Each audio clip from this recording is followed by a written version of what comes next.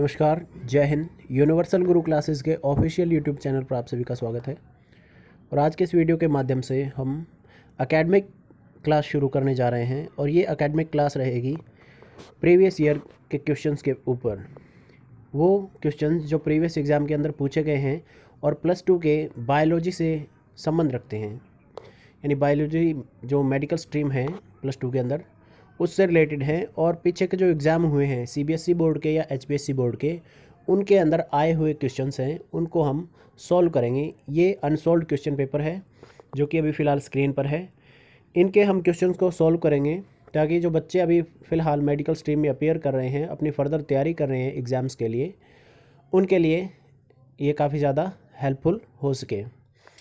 तो क्वेश्चंस हम डिस्कस करेंगे वन बाय वन। और अलग अलग क्वेश्चंस हैं जो दिए गए हैं। बहुत सारे क्वेश्चन हैं, एमसीक्यूज़ भी हैं, शॉर्ट आंसर टाइप भी हैं, लॉन्ग आंसर टाइप भी हैं। तो इनके अंदर, इन क्वेश्चन पेपर के अंदर जिस प्रकार के क्वेश्चंस हैं उनको हम डिस्कस करेंगे। और आप बने रहेगा एंड तक वीडियो के, ताकि आपको या आपके बच्चे को जो भी इस समय अपीयर कर रहा है +2 मेडिकल स्ट्रीम के अंदर, उसको हेल्प मिल सके कुछ अपने अपकमिंग एग्ज़ाम के लिए, फिर चाहे वो नीट के लिए हो या फिर किसी भी बोर्ड एग्ज़ाम के लिए हो। ये क्वेश्चंस उनके लिए काफ़ी ज़्यादा हेल्पफुल रहेंगे। तो ये अलग अलग क्वेश्चंस हैं जिनके बारे में हम डिस्कस करने जा रहे हैं। और एंड में, वीडियो के एंड में आपको 2 या 3 ऐसे क्वेश्चंस हैं वो हम प्रोवाइड करवाएंगे जो कि आपके इवैल्यूएशन के लिए, खुद के इवैल्यूएशन के लिए काफ़ी ज़्यादा हेल्पफुल हो सकते हैं। तो आप उनके आंसर हमें दे सकते हैं कमेंट बॉक्स में जा करके। तो देखिए, ये जो पहला क्वेश्चन है यहाँ पे दिया गया है, how many chromosome do drones of honey bee possess, name the type of cell division.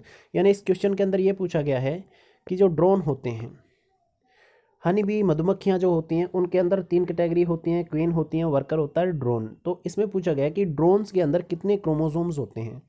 तो पहली बात तो ये है कि जो ड्रोन होते हैं वो एक विशेष प्रकार के एसेक्सुअल रिप्रोडक्शन से पैदा होते हैं, जन्म लेते हैं, जिसमें वो कि अनफर्टिलाइज्ड एग से जन्म लेते हैं। यानी ऐसे एग, ऐसे क्वीन के दिए हुए अंडे जिनका फर्टिलाइजेशन है वो नहीं होता, तो उन अंडों से ये जन्म लेते हैं। तो वो एक प्रकार का एसेक्सुअल रिप्रोडक्शन है जिसको कहा जाता है पार्थेनोजेनेसिस। ये जो टेक्निक है पार्थेनोजेनेसिस, इस पार्थेनोजेनेसिस टेक्निक के द्वारा ये ड्रोन्स हैं वो जन्म लेते हैं। तो दूसरा कोई गैमेट इन्वॉल्व नहीं होता, इसलिए ये क्या होते हैं, ये हैप्लॉइड होते हैं। हैप्लॉइड होते हैं यानी अगर मधुमक्खी के अंदर हम देखें तो 32 क्रोमोसोम होता है फुल सेट। तो इस प्रकार ये हैप्लॉइड होते हैं। तो इनके अंदर जो ड्रोन के अंदर है वो कंटेंट रहेगा वो 16 क्रोमोसोम्स होते हैं ड्रोन के अंदर, मधुमक्खी के, हनी बी के। इसके अलावा जो सेल डिवीज़न का टाइप पूछा गया इनके अंदर, तो सेल डिवीज़न का टाइप अगर हम देखें तो जो स्पर्म प्रोडक्शन होता है, ड्रोन का जो स्पर्म प्रोडक्शन का काम होता है, और स्पर्म क्या होते हैं, ये हैप्लॉइड सेल होते हैं। तो ये स्पर्म क्या रहेंगे, ये माइटोसिस के द्वारा ये प्रोड्यूस किए जाते हैं ड्रोन्स के द्वारा। तो हैप्लॉइड सेल है, हैप्लॉइड कंटेंट होता है, माइटोसिस के द्वारा ये प्रोड्यूस किए जाते हैं। तो इसका राइट आंसर यही है, यानी 16 और माइटोसिस, सेकेंड पार्ट का। दूसरा क्वेश्चन अगर हम देखें तो क्वेश्चन नंबर 2 है, वो है, ये पूछा गया है, व्हाट इज़ अ सिस्ट्रोन। अब सिस्ट्रोन क्या है, सिस्ट्रोन क्या है, डीएनए का एक सेगमेंट होता है, डीएनए का एक सेगमेंट होता है, या फिर हम कह सकते हैं कि एक अल्टरनेटिव टर्म है जीन के लिए। जैसे जीन डीएनए का एक पार्ट होता है और वो काम करता है, इंफॉर्मेशन पहुंचाता है आगे अलग अलग कैरेक्टर्स के लिए, उसी प्रकार सिस्ट्रोन क्या करते हैं, वो प्रोटीन सिंथेसिस के लिए, जो पॉलीपेप्टाइड सिंथेसिस होता है, प्रोटीन चेन बनने के लिए पॉलीपेप्टाइड सिंथेसिस जो होता है, उस पॉलीपेप्टाइड सिंथेसिस के लिए ये काम करते हैं सिस्ट्रोन। तो ये डीएनए का एक सेगमेंट है, इसका राइट आंसर यही रहेगा। अब नेक्स्ट क्वेश्चन की तरफ हम चलते हैं। नेक्स्ट क्वेश्चन में ये पूछा गया है कि रेट्रोवायरस जो होते हैं उनमें डीएनए नहीं होता, फिर भी क्या होता है, however the DNA of infected host, जिस सेल को वो इन्फेक्ट करते हैं उस सेल का डीएनए है वो वायरल हो जाता है। क्यों, किस प्रकार ये संभव है, ये पूछा गया है। तो देखिए, रेट्रोवायरस क्या होता है, रेट्रोवायरस वो होते हैं जिनका जेनेटिक मटेरियल होता है वो आरएनए होता है, उनको क्या कहा जाता है, रेट्रोवायरस कहा जाता है। जैसे एचआईवी वायरस की अगर हम बात करें तो एचआईवी वायरस है वो क्या है कि रेट्रोवायरस है। अब ये वायरस क्या करते हैं, ये वायरस एक प्रक्रिया अपनाते हैं जिसको कहा जाता है रिवर्स ट्रांसक्रिप्शन। एक होता है ट्रांसक्रिप्शन, और ये क्या करते हैं, ये रिवर्स ट्रांसक्रिप्शन करवाते हैं। रिवर्स ट्रांसक्रिप्शन क्या होता है? रिवर्स ट्रांसक्रिप्शन का मतलब जो ट्रांसक्रिप्शन में जो सूचना का प्रवाह होता है वो डीएनए से आरएनए की तरफ होता है, तो यहाँ पर इसका उल्टा होता है, यानी आरएनए से डीएनए की तरफ जो इन्फॉर्मेशन का फ्लो होता है। तो वायरल जो आरएनए है उससे होस्ट सेल के डीएनए की तरफ इन्फॉर्मेशन का फ्लो होता है, जिससे कि जो होस्ट सेल का डीएनए है वो कन्वर्ट हो जाता है वायरल डीएनए में। तो ये इस प्रकार से पॉसिबल होता है। और ये जो प्रक्रिया है रिवर्स ट्रांसक्रिप्शन की, इसके लिए एक एंजाइम रिस्पॉन्सिबल होता है जिसको कहते हैं रिवर्स ट्रांसक्रिप्टेज। तो इन बातों को आप नोट कर सकते हैं। रिवर्स ट्रांसक्रिप्टेज एंजाइम है जो कि रिवर्स ट्रांसक्रिप्शन को प्रोसीड करता है, इस प्रक्रिया को प्रोसीड करता है, जिसमें वायरल आरएनए से, जो कि वायरस के अंदर होता है, उससे इन्फॉर्मेशन का फ्लो होस्ट सेल के डीएनए की तरफ होता है, और वो डीएनए है टोटली वायरल डीएनए के अंदर बदल जाता है। तो इस प्रकार ये पॉसिबल होता है। अब देखिए नेक्स्ट क्वेश्चन क्या है। क्वेश्चन नंबर 4 जो है उसमें पूछा गया है कि एडेनोसिन डीएमिनेज, ये एक डिजीज़ है एडेनोसिन डीएमिनेज। इस बीमारी के अंदर, या एडेनोसिन डीएमिनेज न्यूनता नामक रोग है, इसका ये पूछा गया कि एंजाइम रिप्लेसमेंट थेरेपी है वो पीरियोडिक ट्रीटमेंट क्यों चाहिए होता है उसमें।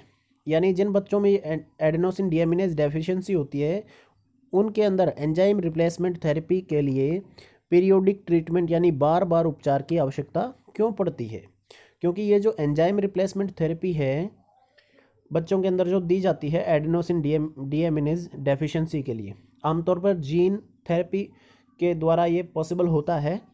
तो ये क्या है, ये एक टेम्परेरी मेथड है, और जो मेथड टेम्परेरी होता है उस टेम्परेरी मेथड में क्या होता है, हमें बार बार ट्रीटमेंट की ज़रूरत पड़ती है।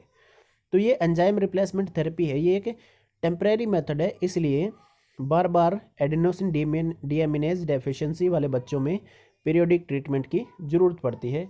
तो आप इसको नोट कर सकते हो, बिल्कुल ईजी सा क्वेश्चन है।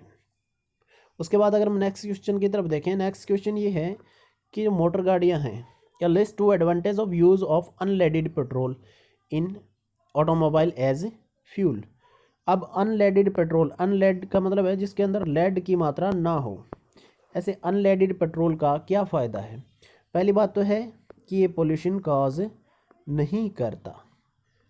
अगर अनलेडेड पेट्रोल होगा, पेट्रोल वैसे तो पोल्यूशन कॉज करता है, बट लेड की मात्रा ज़्यादा होने के कारण क्या है, वो पोल्यूशन ज़्यादा करता है, जिससे हमें अनेक प्रकार की डिजीज़ हो सकती हैं, एनवायरनमेंट को ये प्रभावित करता है। तो अनलेडेड पेट्रोल अगर होगा, यानी पेट्रोल में लेड नहीं होगा, तो पहली बात क्या है, पॉल्यूशन है वो कम होगा। दूसरा क्या है कि ये जो गाड़ियां हैं उनके जो एक्टिविटी होती है, उनकी इंजन की एफिशिएंसी बढ़ाने में हेल्पफुल होता है। पेट्रोल अगर अनलेडेड है तो वो क्या बढ़ाएगा, एक तो इंजन की एफिशिएंसी बढ़ाएगा, और दूसरा क्या है, पॉल्यूशन है वो उसको कम करेगा। तो ये इसके 2 एडवांटेज है, आप नोट कर सकते हो। बिल्कुल आसान सा क्वेश्चन है अनलेडेड पेट्रोल के बारे में। अब नेक्स्ट क्वेश्चन जो है 6 नंबर क्वेश्चन, और आज के लिए आखिरी क्वेश्चन रहेगा जिसको हम डिस्कस करेंगे यहाँ पर। अब इस क्वेश्चन में ये पूछा गया है कि मॉस जो पौधे होते हैं, मॉसिस प्लांट होते हैं, वो काफ़ी ज़्यादा नंबर में क्या है, मेल गैमेट्स हैं वो प्रोड्यूस करते हैं। अब इसका रीज़न क्या है और इन गैमेट्स को क्या कहते हैं।